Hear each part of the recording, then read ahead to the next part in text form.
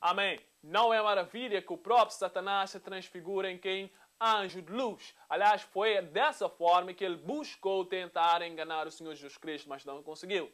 Portanto, em 1917, o que ocorre é 13 de maio desse ano, 3 crianças começaram a receber visitas sobrenaturais daquele que disseram ser um anjo. Eu gostaria de dizer uma outra coisa. Por cortesia, vamos dizer que era um anjo que veio ter com essas crianças.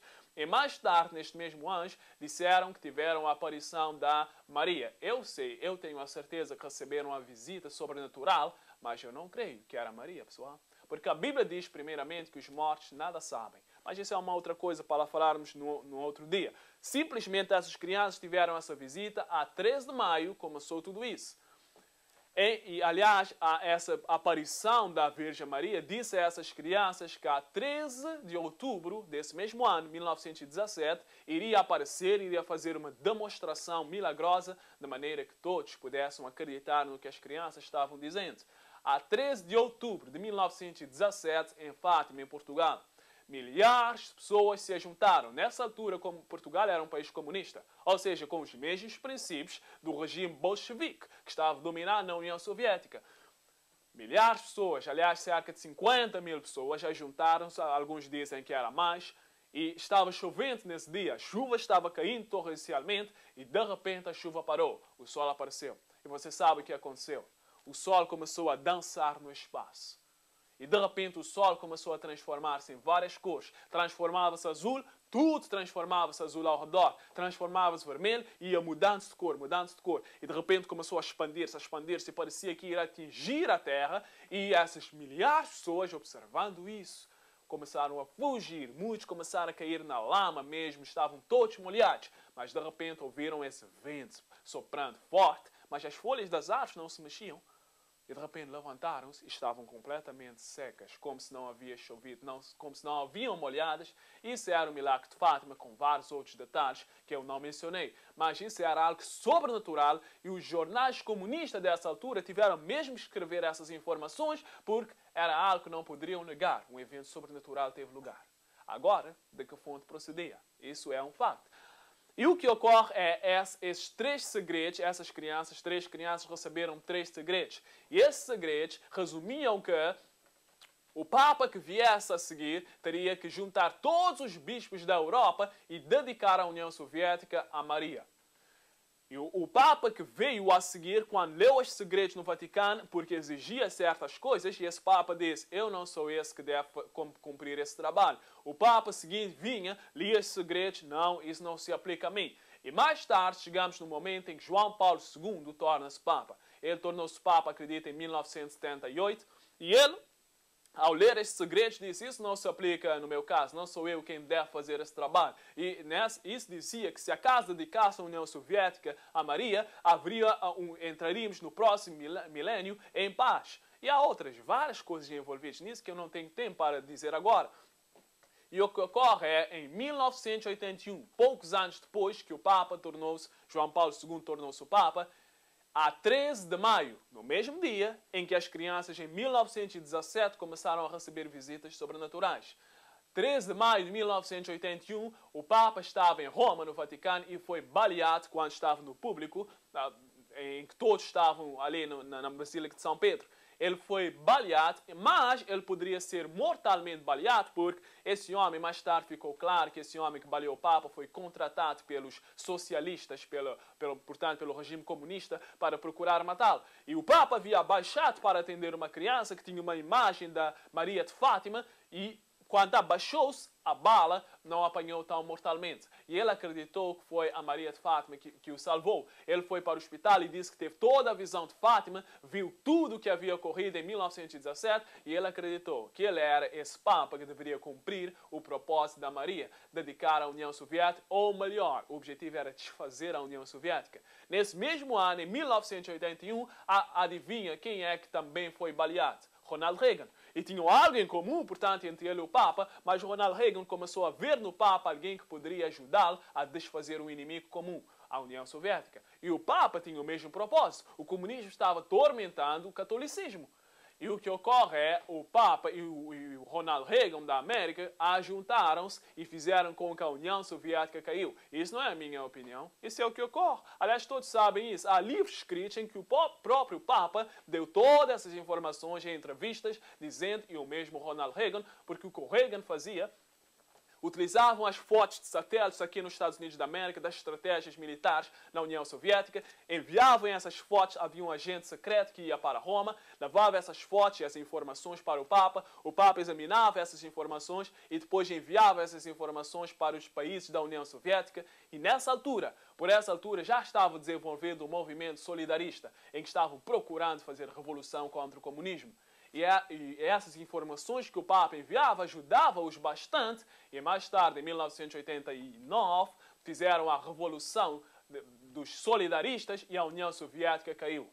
Aliás, vou ler primeiro um excerto de uma publicação na revista Times, quando saiu tudo isso. Aliás, houve um livro escrito que é Holy Alliance, que dá todas essas informações. Mas aqui na revista Times, há essa publicação, quando tudo isso ficou claro e a União Soviética caiu, que o Papa e o presidente dos Estados Unidos da América haviam juntados para fazer com que a União Soviética caísse. Veja isso. Apenas o presidente Ronald Reagan e o Papa João Paulo II estavam presentes na Biblioteca do Vaticano em 7 de junho de 1982.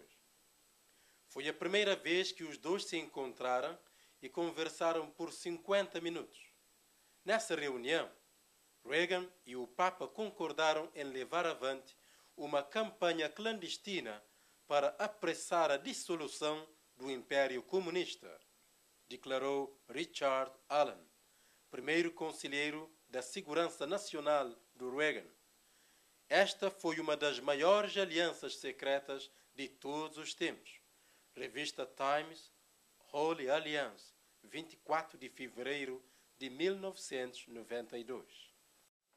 Amém. Tudo isso ficou bem claro algum tempo depois. Todos souberam que havia uma aliança entre a Roma e os Estados Unidos da América. E após isso, em Daniel capítulo 11, a Bíblia diz-nos que agora o rei do norte, que é o sistema papal, iria entrar na América. A partir desse momento, as viagens para a América iriam ficar mais frequentes e há um objetivo especial em entrar na América. E isso é mencionado em Daniel capítulo 11, verso 41. Lemos o seguinte. E entrará na terra gloriosa, e muitos países cairão, mas da sua mão escaparão estes, Edom e Moabe, e os chefes dos filhos de Amon. Amém. A Bíblia diz, portanto, que o sistema papal iria entrar na Terra Gloriosa e isso refere-se aos Estados Unidos da América. No verso 16 deste mesmo capítulo é mencionada a Terra Gloriosa, que é literalmente Israel, ou a Terra da Palestina. Quando Deus tirou o seu povo do Egito, Deus trazia-lhes para uma terra gloriosa, uma terra que manava leite e mel. Aliás, vamos ler em Ezequiel capítulo 20, verso 6, a Bíblia diz o seguinte. Naquele dia levantei a minha mão para eles, para os tirar da terra do Egito, para uma terra que já tinha previsto para eles, a qual mana leite e mel, e é a glória de todas as terras. Amém. Isso era a terra gloriosa, a Palestina, onde Deus havia inserido o seu povo, libertando-os da perseguição que estavam antes. Agora, a aplicação espiritual, a história se repete nesse fim de tempo. Deus havia tirado o seu povo, que estava fugindo da perseguição na Europa, e vieram para a América, buscando uma terra de liberdade religiosa e liberdade civil. A América é a terra gloriosa, é uma terra que produz bastante, é uma terra próspera, ou pelo menos era, pessoal, porque estamos numa crise tremenda, especialmente econômica, eu vou falar disso daqui a bocado. E o que ocorre é, nesse país, quando Deus trouxe o seu povo aqui, tal como na Palestina, que era estrategicamente bem colocado para que o Evangelho fosse para o mundo inteiro, aqui na América, quando o seu povo não teria que se preocupar com o bem-estar físico, poderiam preocupar-se apenas com a proclamação do Evangelho, livremente. Mas isso deixou de ocorrer. Você sabe que a América é o país, ou pelo menos os Estados Unidos da América, é o país que mais se envolve no investimento, no Evangelho no mundo inteiro. Tal como aconteceu com os israelitas no passado, era o propósito de Deus com a América, a terra gloriosa desse tempo. Portanto, o sistema papal iria entrar na terra gloriosa, porque em Apocalipse capítulo 13, quando fala da segunda besta, que é os Estados Unidos da América, que sobe da terra, a Bíblia diz que nesse país haverá leis que depois irão para o mundo inteiro. É por isso que primeiro teria que entrar na Terra Gloriosa. Aliás, agora em capítulo 11, verso 42, diz-nos que não somente iria entrar na Terra Gloriosa, mas a seguir iria alcançar o mundo inteiro. Vamos ler o verso 42 que diz o seguinte: E estenderá sua mão contra os países, e a terra do Egito não escapará. Amém. Estenderia sua mão contra as terras. A terra do Egito não escaparia. O Egito, na Bíblia, geograficamente situado, a terra do Egito, representa espiritualmente o mundo, em toda a Bíblia. Aliás, quando nós lemos em Êxodo capítulo 20, quando Deus tirou o seu povo do Egito e Deus deu-lhes os mandamentos, tal como quando nós falamos com as pessoas acerca da religião, dizemos, você é retirado do mundo, você é liberto do mundo e você vem para Cristo. E quando você vem para Cristo, Cristo agora apresenta os seus mandamentos.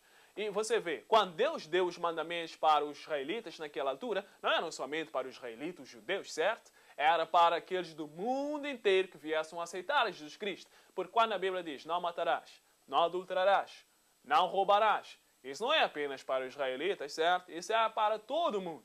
Aliás, vamos ler o verso 2 do Êxodo capítulo 20, a comparação do Egito. Aliás, primeiro lemos e depois farei a comparação. Diz o seguinte: Eu sou o Senhor teu Deus, que te tirei da terra do Egito, da casa de servidão.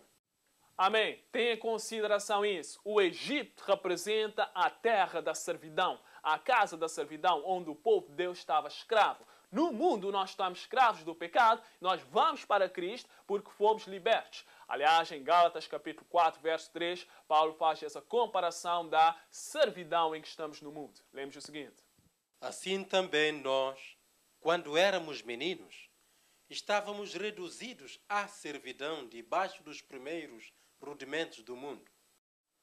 Paulo aqui nos diz que estávamos servos ou na servidão no mundo e fomos libertos quando viemos para Cristo, tal como o povo estava servo do Egito. Deixe-me dar-te mais um exemplo em Isaías 19. Aliás, antes de lermos esse exemplo, quero fazer-te pensar nisso. A Bíblia fala de pragas que virão para este mundo. Houve 10 pragas que caíram no Egito. 3 das pragas atingiram todos, mesmo os israelitas, mas apenas 7 alcançaram apenas os egípcios que estavam rebeldes contra Deus. No fim do tempo, haverá 7 pragas que virão para o mundo, não para o Egito agora. Há uma aplicação no Egito, há uma aplicação para o mundo. O mundo inteiro sofrerá com as pragas antes da vinda do Senhor Jesus Cristo. Deixe-me dar-te um outro exemplo em Isaías 19, verso 1 e verso 2, da forma como o Egito representa o mundo. Lembre-se o seguinte: Peso do Egito. Eis que o Senhor vem cavalgando numa nuvem ligeira e entrará no Egito, e os ídolos do Egito estremecerão diante dele, e o coração dos egípcios se derreterá no meio deles. Porque farei com que os egípcios se levantem contra os egípcios, e cada um pelejará contra o seu irmão, e cada um contra o seu próximo, cidade contra cidade, reino contra reino.